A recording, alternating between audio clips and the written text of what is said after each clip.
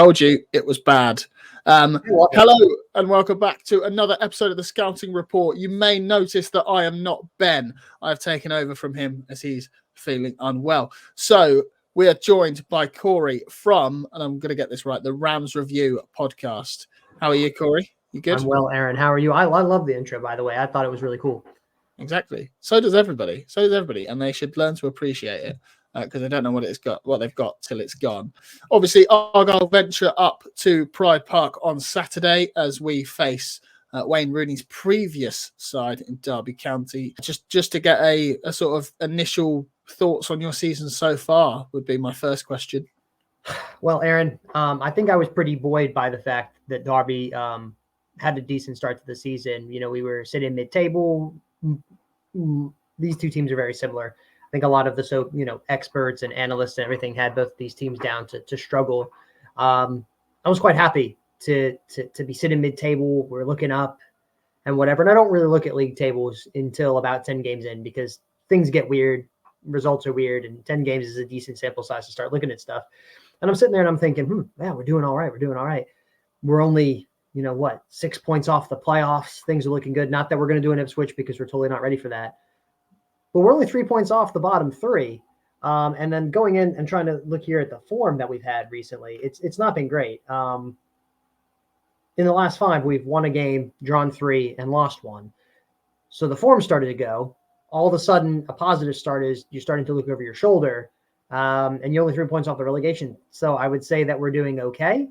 And I was excited about it, but now I'm starting to not get worried, but also start to sit there and go, we need to start picking up some points here and stop fiddling about with these draws and stuff. We need to get some more victories on the stat sheet. Yeah, I can imagine you're similar to us, right? In the fact that just staying up is the aim. Obviously, yeah. You've already mentioned that we were both predicted by most in the mainstream media to go down. And like I said, staying up is the aim, right? It is 100%. This team is nowhere close to being ready to go to the Premier League. If we were to go up to the Premier League, that would be awful. That would be damning. I mean, I would say it'd be awful, but like in terms of the infrastructure and not being ready and having to go buy 45 players, and the idea of just putting all the progress back, and equally, and probably worse so, is if we were to go down to League One. If we got back into League One financially where we're at with Derby, it could be another 5 or 6 years before we come back up. We have a new owner who, by all intents and purposes, Aaron, has a couple $100 million. And I'm sure that you would like to have that in the bank account, as would I, and we would be considered very rich people. But you know this, in terms of footballing terms, it's very difficult to compete at the higher levels of the championship of the Premier League with a couple $100 million in the bank. So he's looking for more investment. Derby's in year 1, 18 months into a 5-year rebuild. And that's not 5 years to get us to the Premier League. That's 5 years to make us a contender in the championship. So it's going to take a while for this team to do that. But the paramount thing is that we have to stay above the line. And if you said to me right now, Corey, you can sit and finish the season in 21st and you will be safe, and that was a guarantee, I would snap your hand off, because that's all I care about. I just care about staying above that dotted line and staying in the championship next year. Yeah, absolutely. We are so similar as clubs that have come up from League One, have relatively small budgets in this league. I mean, your 100 million in the bank is a lot more than ours, by the way. Both backed by American money, sort of. And we're similar in the fact that you only have one defeat at home all season, as do we. We are terrible on the road, as are you. Obviously, due to timing, we're recording this before your game at Coventry tonight. So, your form on the road could be even worse by the time this goes out. How does it feel, knowing that you're playing us on Saturday and we are terrible on the road? Does it feel like an easy 3 points for you? No, because no game in the championship's easy. I don't think anything is that. I mean, we had it where Middlesbrough came into Pride Park early in the season, and we're thinking Middlesbrough, strong championship team, one of the favorites for promotion, and we beat them 1-0, and we gave an absolute gutsy performance. Picked up the ball in our own half, literally one-on-one with the goalkeeper from midfield. It was like a hockey shootout kind of goal, and Caden Jackson put it in the back of the net, and we won. There's no easy games here, Aaron, in this division. You know that. I know that, not only for supporting our fellow teams, but just being football supporters. And so I don't look at any game as easy. I think Wayne Rooney is going to be highly motivated to come into here. I think with some of the flack that he's taken from the press recently about his coaching ability or lack thereof, some might say, it's I think it's going to be a game for him where he can sit there and say, I'm going to be able to make headlines if I go and beat Derby. Not that he had a poor time or anything like that, but it's just difficult. It's just difficult. And you can sit there and you can say, oh, they're poor away, but these things can happen. These things can happen. And the away form has to pick up for Derby. We cannot rely on, as you at Plymouth, cannot rely on our home form to save us, because we're not going to go out and win, 16, 17, 18 home games and pick up all our points. That's just unrealistic. It's a ridiculous thing to even consider that we're going to do that. And no team's going to do that. And so on the road, for you guys, your form has to pick up and ours has to pick up too if we want to stay in this division. But I'm viewing this as an early season 6-pointer. Both these teams, if they go and get the win on Saturday, again, with both of us being forecasted to be in that lower third fighting against relegation, this is a big game to put a little bit of a gap between the two teams, because we're level on points. 3 points ahead is big. It could be 3 or 4 games before either of our teams pick up 3 points again. So it's a big early season 6-pointer. And I'm viewing this as a big game. This is a big opportunity for Derby to get points on the board and to take it to a team that's going to be in and amongst it, as we are. Not saying that we're not going to be. We're in this together. Like, we're holding hands, me and you, right now through the computer screen, because we're going to be in this together. But we're both going to be in this relegation fight, I would think, for most of the year. And so this is a big game to try to give us a little bit of a gap or a little bit of a platform to kind of steady the ship. Because, we've picked up 6 points, but that's 6 points from 5 games. And that's out of a possible, 5 times 3, 15. So not great, not a great return, but it's a big game. It's a big game, Aaron. Yeah. Before we get on to your current management, who, brought you up from League One, you mentioned him there, Wayne Rooney, comes back to Pride Park on Saturday. How is he viewed in Derby circles? Is he still liked for the job he did, or do people believe that he should have done slightly better? I think it was really weird, because when he came in as a player, it was just a weird kind of circus thing. He was immense in January until lockdown. Fantastic. After lockdown, he wasn't really bothered. Very clear that he wasn't fit, but we had to pick him because of contractual reasons and things like that. He got the manager job, which was weird because we had Liam Senior who had his coaching badges. Wayne didn't. We tried this 2-headed monster. That didn't work out at all. Gave it to Wayne. Again, weird, because Liam has his coaching badges and had been coaching well before that, but Rooney's the name. And we were kind of down there in the bottom of the table, and it was basically just like, pick a team to get points. There's no set style. There's no set pattern. It's like whatever it takes to win. And we'll just do whatever it takes based off of whatever the opposition is. We'll just match up and do our best. And he saved us, and we went into the next year with a 21-point deduction. And I will say this, he was able to galvanize the team. He was able to sit back and create a very siege mentality, us versus them. Guy next to you is the guy you can rely on in the dressing room. 21 points would take any team out of a division. But we did not get relegated, I think, until the last week of March, which in and of itself, it sounds weird, but it's a bit of an achievement, because we were in the fight up until the last 6 games of the year. And it was because we conceded a late goal at QPR that we did get relegated, and the result went another way somewhere else. And so we would have stayed in it till April. And that was an achievement. And him leaving was so weird, because we had an American owner that was going to come in, take him out. He's since going to spend the next 65 years in jail for embezzlement and all this other stuff by the FBI investigated him. Wayne really put his, I know it was, Wayne really put his backing into Chris Kirchner. He said, this is my guy. If he's the owner, I'm going to be there. His agent, Paul Stretford, and Gary Crook, his buddy, were going to be in at Derby for the long haul. Kirchner's bid fell through because they realized he didn't have the money that he said that he had.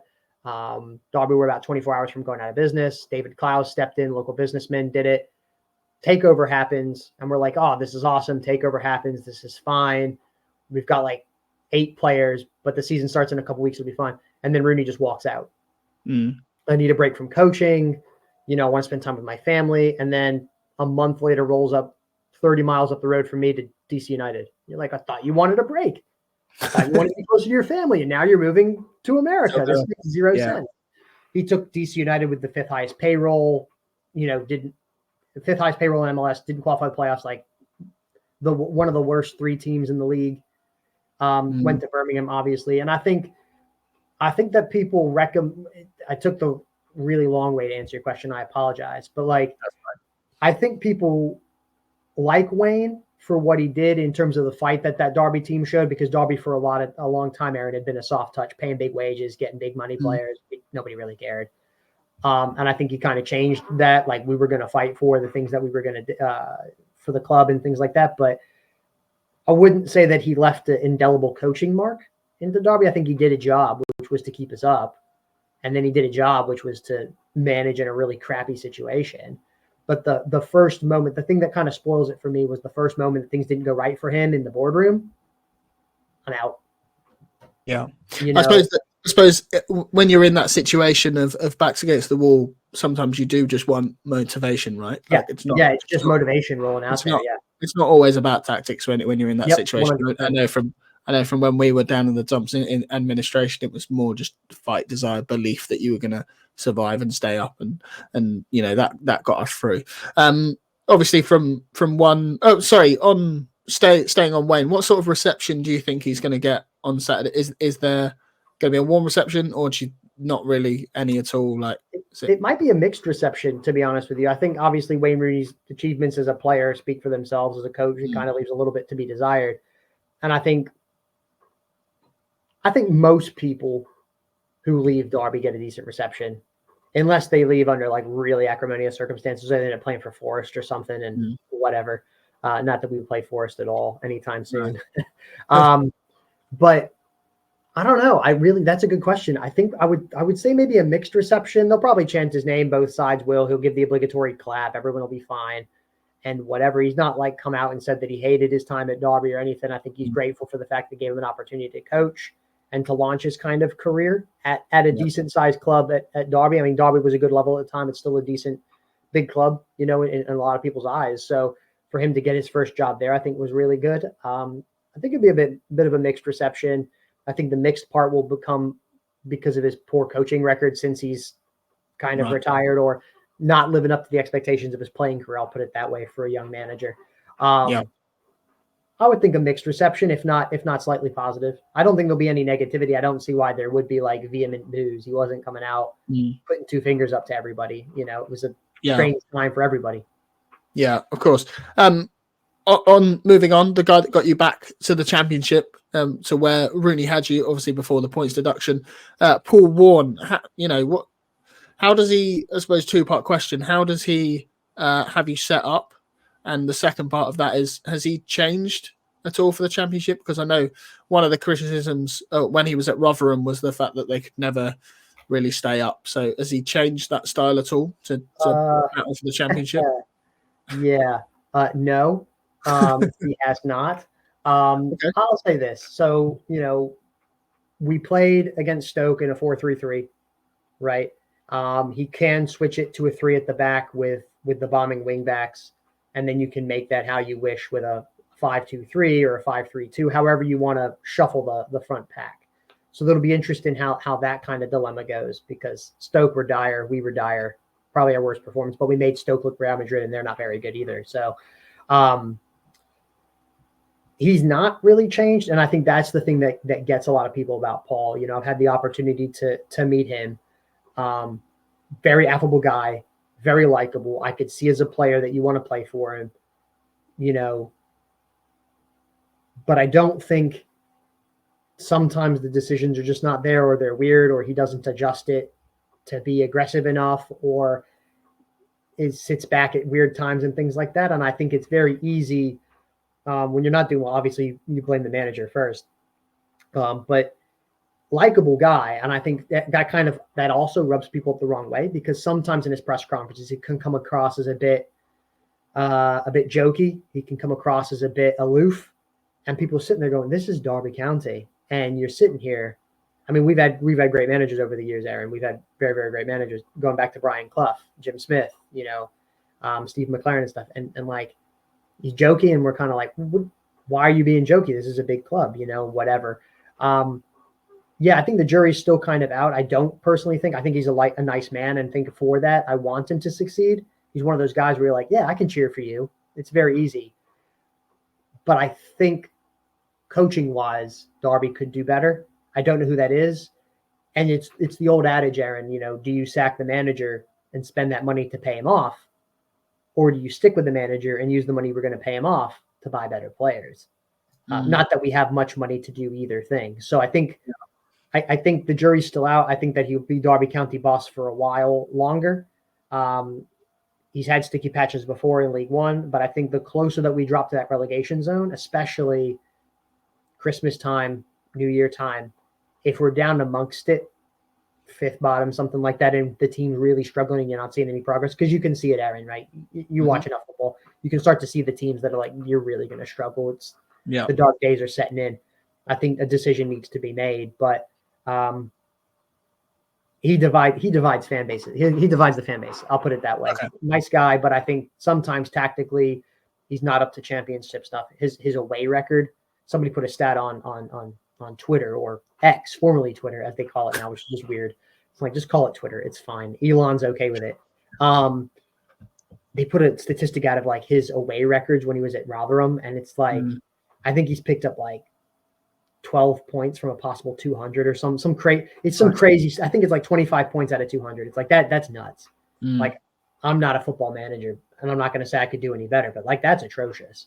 And his thing. So it's a big litmus test for him. I think it'll go a long way for him this season to determine what his level of management is. I think if he gets sacked and Derby doing poorly, I think he's a League One manager. If he keeps him up, he can prove that he can manage in the championship. But I think, and you've seen this, Aaron, the championship is such a different league than what it was when we were back up in here a couple of years ago, especially when Plymouth were back up. A lot more money, a lot more coaches want to come to it. So you can open up your aperture, and you don't have to go get people from you can look out for better opportunities in foreign coaches or things like that. Like, a lot more people want to come, and you can get a lot higher quality. I don't know if Paul Warne's there yet. Still kind of dividing the fan base. And again, I want him to succeed, but I just don't think he's the right guy for Derby. He might be right now, but not long term. Yeah, you've already spoken us through like how we're likely to set up, but who are the key members of that team that we need to look out for? Yeah, so I'm going to start with my current favorite player, Jacob Vidal Zetterstrom, the goalkeeper. He's a 6'6" goalkeeper from Sweden. Bought him from Djurgårdens in Sweden in the summer. He played in the Europa Conference League, which delayed him joining Derby a little bit. We actually paid £1.3 million for him. And you go, ooh, that's not a lot of money. For Derby, it's like spending $100 million. Like, for Derby, that's a lot of money. I can assure you that that's a lot for us. Our record transfer is Morgan Whittaker of £1 million. Like, fair enough. So 1.3 for us. That's just unthinkable, to be honest. So he is in the Swedish setup. He's potentially going to be the next Swedish goalkeeper at the World Cup. With how he does it, he's 6'6", and you think, oh, for a big guy, it's difficult for him to get down. Amazing cat-like reflexes. He saved us numerous times. Distribution needs a little bit of work. But hey, if he was the finished article, he wouldn't be at Derby. It wouldn't be in the championship. He wears a skull cap, which is kind of cool, like one of Peter Cech hats, because he's had a couple of concussions. He's a solid player. Ibu Adams in midfield, key man for us in promotion. I don't think we would have got promoted without him last year. He came in January on loan from Cardiff. Previously had a load spell at Forest Green, but that lad will cover every blade of grass. And he has one of those like Aaron Wan-Bissaka telescopic legs that just like can reach anywhere. Like, he could be on one touchline and reach the other with his leg and make a tackle. Like, this guy just covers everything, every blade of grass. Our two center halves are good, Aaron Cashin, and as you well know, Curtis Nelson. They're very solid. They've been a linchpin for us. And so that's really the kind of the spine. Up front, you have Jerry Yates, who at times can be so isolated. He might as well be like on the Channel Islands. Like, he is so far away from play. Sometimes you're like, mate, you might as well be in France. He's just so isolated. Nathaniel Mendez-Lang, pacey, talismanic figure for us for the last 2 seasons. But again, it's a step up, and I think he's not hit the heights that he did in League One. And then you have Caden Jackson on the other wing, who just has lightning pace to burn. And he's a pretty good player. He gets some stick. I don't think people are so fond of him because he's not like a sexy name. He gets the job done. Those are pretty much our key men. I know that's like half the team, but like those are kind of the key men. And I would say Jerry Yates is the one that we signed, and I was very excited about because my dad's a Blackpool supporter, so I knew a lot about Jerry coming in. but when you don't feed him the ball and you don't get him the ball and he doesn't touch the ball, he can't put the ball in the back of the net. So he only scored 1 goal this season. So he needs a couple to get going. He was very frustrated against Stoke. But yeah, if I had to pick 2 players, Ibu Adams and Zetterstrom are the 2 to watch. Yeah, nice. Yeah, the way you spoke about Jerry Yates there is how most people speak about Plymouth, so far away, so isolated, should just be in France. So we can relate to that. I suppose not really much else to talk about. I just want to touch on Curtis. Obviously, you say that we know him well. He came to us as a youngster from, I think we picked him up from like Stokes Academy. Did all right for us. Brilliant player. I've got one of his match ball shirts. He's held very highly in regard down in Plymouth. How's he getting on for you? Because he went viral, shall we say, recently with that bullet header, which I've never seen. I've never seen a header like it in my life. What a man! Yeah, it was like 18 yards out, and he just fired that sucker straight in. Curtis Nelson is phenomenal. I don't think I could say enough nice things about Curtis Nelson. He came in, signed him from Blackpool, I think. Yeah, Blackpool. Yeah. Whatever. He was at Blackpool and he was at Cardiff. We signed him from, he was on loan and whatever, but he last played for Blackpool, came to us in League One, replaced Curtis Davis. And we were like, well, you can't replace Big Kurt because Big Kurt was like fantastic for us. We got another Big Kurt, and this guy's pretty good too. It's absolute rock at the back, complements Aaron Cashin very well, chips in with the occasional goal. Very, very strong player. I mean, he's not Sergio Ramos or, you know what I mean, like from the vintage Spain teams, but he does a job. He's very good. His contract's actually up at the end of the season. It was recently brought up at the fans forum that we do have a team option to keep him for next year. So thank God for that. Because you never want these these contract sagas to drag on. But Curtis Nelson, absolutely solid. He's one of those players, Aaron, that you need in your team because he goes in and he's a 7.5 every week. You can rely on him. I don't remember him playing for Derby, and then you're like, oh man, he's had a stinker today. Like where center halves have been pretty good for the last couple of years. Obviously, we're in League One, but he comes in there, he gives a performance week in and week out, and that consistency is so important to the back line, to making sure defensively steady. And you know this, you have a back line, you don't concede very many, you don't have to score very many to get games, to win games. So Curtis Nelson is fantastic, and I'm so pleased that he's in a Derby shirt. And yeah, hopefully he can get another bullet header. It was a pretty great header, to be fair. He just rose like a salmon out of nowhere, headed that straight in. No one, I don't think very many people in the world would have stopped that. But no, absolutely bullet. Absolutely immense for us. Yeah, and another former Argyle player that you've got on your books is Sonny Bradley. Not gone as well for him at Derby, has it? As well as it has for Curtis. It has not.